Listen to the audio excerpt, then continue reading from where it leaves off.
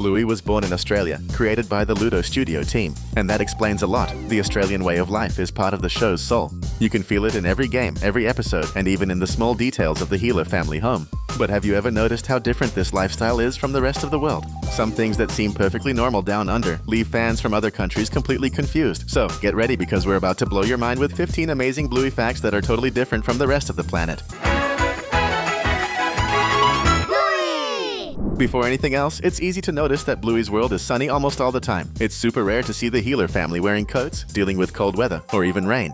Most of the time, they're sweating under the blazing sun. That's very true to real life in Australia, which stays warm or hot for most of the year. People from cooler climates can hardly imagine what it's like to go through an Australian summer. And there's more. The seasons are flipped. While folks in the United States are celebrating Christmas in the snow, it's full-on summer on the other side of the world. That's why Bluey's Christmas episode shows a sunny party with a pool, a barbecue, and lots of cold drinks. No snow anywhere. A lot of people were shocked by that. But anyone who lives in Brazil knows exactly what it's like to celebrate Christmas under a scorching sun. One of the funniest moments of cultural confusion happens in the episode Daddy Robot. Fans outside Australia saw a mysterious object lying in the bushes and thought it was a wine bottle. But Australians recognized it instantly. It was a cricket bat. Cricket is extremely popular in Australia, and Bluey makes several references to it. Bandit is a huge fan and loves watching matches with his friends, while little Rusty dreams of becoming a professional player one day. What's awesome is how the show uses cricket to represent friendship, fair play, and teamwork, all big parts of Australian culture. Speaking of Christmas, this is another example of how different things are in Australia.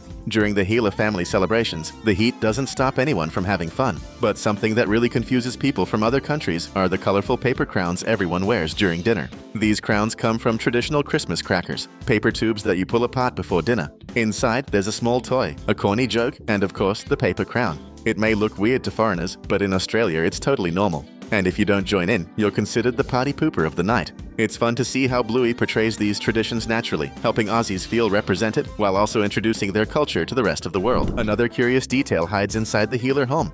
If you pay close attention, you'll notice there are multiple bathrooms, one with just a toilet and another with only a shower. That's something typical of older Australian houses. It's common to have one room for the toilet and another for the shower or bath.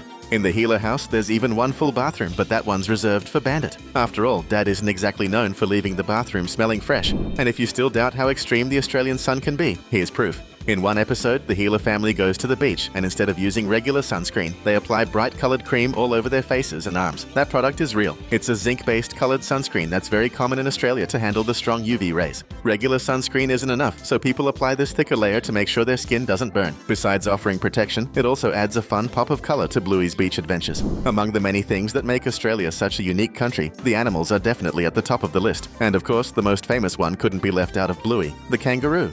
In the episode Explorers, we see an eastern grey kangaroo, which just so happens to be the second largest marsupial and land mammal native to Australia. It's huge, with muscular legs and a powerful tail, and it's shown hopping through a setting full of trees and nature. What's most fascinating is that Australia is the only country in the world where you can still find wild kangaroos living completely free without any human interference. The only exception being New Guinea, where there are a few isolated records. It's awesome how the show naturally includes this, giving kids a real glimpse of the local wildlife. Another adorable Australian creature that shows up in Bluey is the patamelon, and it's pure cuteness. This small marsupial looks like a mini kangaroo, with a round, furry body and a shy little attitude that melts anyone's heart. It appears in the episode The Creek, when Bluey is exploring the forest and finds it hiding among the plants. But there's a funny bit of confusion about this animal. While the official Bluey.tv website says it really is a patamelon, the art director of the first season, Katrina Drummond, mentioned in an interview that the little guy was actually meant to be a potoroo, a very similar species, just much smaller. And to make things even more mysterious, Joe Brumm himself, the creator of the show, said the animal was actually a wallaby, another one of the kangaroo's close relatives that also lives in Australia. We still think it's a patamelon, but it seems like the production team got a little mixed up. In the end, though, the name doesn't really matter. All these little animals are unique and 100% Australian. And if you've made it this far into the video, that means you're having a good time. So please, click the subscribe button right now. It's totally free and it helps us out more than you can imagine. Among the most entertaining characters in the Bluey universe is Bob Bilby, Bingo's famous school puppet. He's that little plush toy who goes home with the kids and joins them on all sorts of adventures. But the coolest detail is that Bob isn't just a random puppet. He represents a real animal from Australia. A bilby looks a bit like a clumsy mouse with long bunny ears and a pointy snout. That's similar to an armadillo's. It's kind of an odd mix, but in the cutest possible way, and you can't deny it. Bob Bilby is a charming symbol of Australian culture, even used in environmental awareness campaigns. Let's be honest, he's so lovable that even the Muppets would want to be his friends. Among the strangest Australian animals that appear in the show One of the most attention-grabbing is the ibis, nicknamed the bean chicken, and that nickname is well-deserved. These birds have long curved beaks and are often seen rummaging through trash cans looking for food, sometimes even stealing sandwiches right out of the hands of distracted kids. They're kind of like the Australian version of raccoons, always causing chaos in cities and startling anyone who crosses their path. In Bluey, they pop up during chaotic moments, creating funny or stressful situations for the characters. It's the kind of scene that makes you think, thank goodness that only happens in cartoons.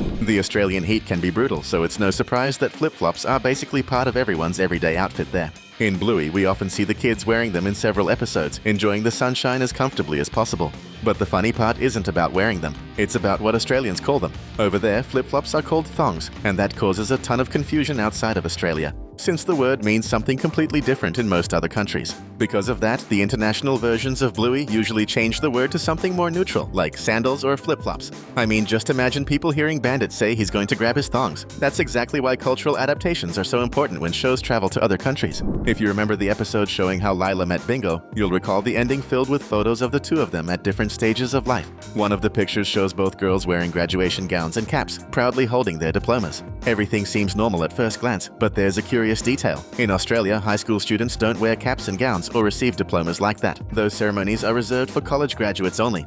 So this scene is likely representing their future. It's a symbolic way of showing that Bingo and Lila will stay friends well into adulthood, and maybe even attend the same university. It's a sweet, hopeful touch that fits perfectly with the show's spirit. Besides showcasing Australian culture and lifestyle, Bluey also goes through small edits when broadcast in other countries. One of the most subtle and funniest changes happened in an episode where Bandit is eating something that makes him sneeze non-stop. He's clearly allergic but keeps eating anyway just because it tastes so good. However, to keep kids from thinking it's okay to eat something that makes you sick, international broadcasters decided to alter the sound. Bandit's sneeze was replaced with a simple burp, making it seem like he was just being rude at the table.